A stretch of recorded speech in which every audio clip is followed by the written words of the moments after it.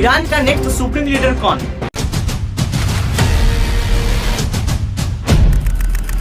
नमस्कार दोस्तों, आज दुनिया की राजनीति में एक बहुत बड़ा सवाल पूछा जा रहा है। ईरान का अगला सुप्रीम लीडर कौन होगा? क्या सत्ता फिर से एक ही परिवार के पास जाएगी? क्या अली खामिया के बाद उनके बेटे मुज्तबा खामिया ईरान की कमान संभाल सकते हैं? और इस पूरी कहानी का संबंध इजराइल, मिडिल ईस्ट की राजनीति और दुनिया की सुरक्षा से कैसे जोड़ा है? आज की वीडियो में हम पूरी कहानी आसान भाषा में समझेंगे। इतिहास, राजनीति, विवाद और भविष्य। वीडियो को अंत तक जरूर देखिए, क्योंकि आखिर में हम बताएंगे क्या सच में मुज्तबा खामिया अगला सुप्रीम लीडर बन सकते हैं। सबसे पहले समझते हैं कि ईरान में सुप्रीम लीडर होता क्या है। ईरान का एक सामान्य लोकतंत्र नहीं है, यह एक इस्लामिक रिपब्लिक है जहां सबसे ज्यादा ताकत राष्ट्रपति के पास नहीं बल्कि सुप्रीम लीडर के पास होती है। सुप्रीम लीडर सेना का प्रमुख होता है, विदेश नीति तय करता है, न्यायपालिका और मीडिया पर प्रभाव रखता है।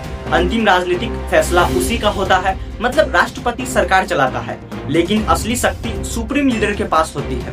अब हम बात करेंगे ईरान में सुप्रीम लीडर की शुरुआत कब से हुई। 1979 में ईरानियन रेवोल्यूशन हुआ। इस क्रांति के बाद राजशाही खत्म हुई और इस्लामिक रिपब्लिक बना। पहले सुप्रीम लीडर बने रुहोल्लाह खामिया। उनकी मृत्यु के बाद 1989 में अली खामिया सत्ता में आए और आज भी वही ईरान के सबसे शक्तिशाली व्यक्ति है।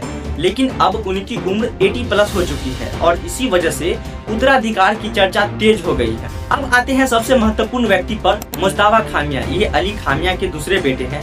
धार्मिक शिक्षा प्राप्त यानी क्लेरिक है और सार्वजनिक रूप से बहुत कम दिखाई देते हैं, लेकिन रिपोर्ट्स के अनुसार रिवॉल्यूशनरी गार्ड के कुछ शक्तिशाली लोगों से उनके करीबी संबंध बताए जाते हैं। राजनीतिक फैसलों में पर्दे के पीछे प्रभाव होने की चर्चा होती रहती है। हालांकि ईरान सरकार आधिकारिक तौर पर इन बातों की पुष्टि नहीं करती।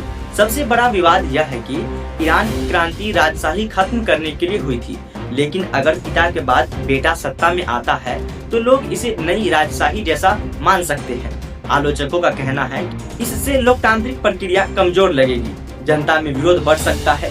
दूसरी तरफ समर्थकों का कहना है कि सिस्टम स्थिर होगा, सत्ता परिवर्तन शांतिपूर्ण होगा। ईरान और इजराइल के बीच लंबे समय से तनाव है। इजराइल के प्रधानमंत्री बेंजामिन नेतन्याहू कई बार ईरान की नीतियों की आलोचना कर चुके हैं। अगर नया सुप्रीम लीडर आता है तो मिडिल ईस्ट की राजनीति बदल सकती है, न्यूक्लियर नेगोशिएशन प्रभावित हो सकती है, ग्लोबल ऑयल मार्केट पर असर पड़ सकता है। इसीलिए पूरी दुनिया ईरान की अगली नेतृत्व प्रक्रिया को ध्यान से देख रही है। सब लोग सोच रहे होंगे कि सुप्रीम लीडर कैसे चुना जाता है। सुप्रीम लीडर सीधे जनता द्वारा नहीं चुना जाता। ईरान में एक संस्था है, असेंबली ऑफ एक्सपर्ट। यही धार्मिक नेताओं की प्रसिद्ध कि अगला सुप्रीम लीडर कौन बनेगा, मतलब मुज्तबा खामिया तभी बन सकते जब यह परिषद। आगे क्या हो सकता है? 3 संभावनाएं मानी जा रही है। मुज्तबा खामिया नए सुप्रीम लीडर बने, कोई अन्य वरिष्ठ धार्मिक नेता चुना जाए, लीडरशिप काउंसिलिंग बनाया जाए, एक व्यक्ति नहीं पूरा समूह। अभी तक कोई आधिकारिक घोषणा नहीं हुई है। तो दोस्तों, ईरान का अगला सुप्रीम लीडर कौन होगा? यह सिर्फ एक देश का सवाल नहीं है, बल्कि पूरी दुनिया की राजनीति से जुड़ा मुद्दा है। क्या सत्ता परिवार में ही रहेगी या ईरान नई दिशा में जाएगा? आपकी क्या राय है? कमेंट में जरूर बताइए। अगर वीडियो पसंद आई हो तो लाइक करें, चैनल को सब्सक्राइब करें और ऐसे ही आसान भाषा में इंटरनेशनल पॉलिटिक्स समझने के लिए जुड़े रहिए।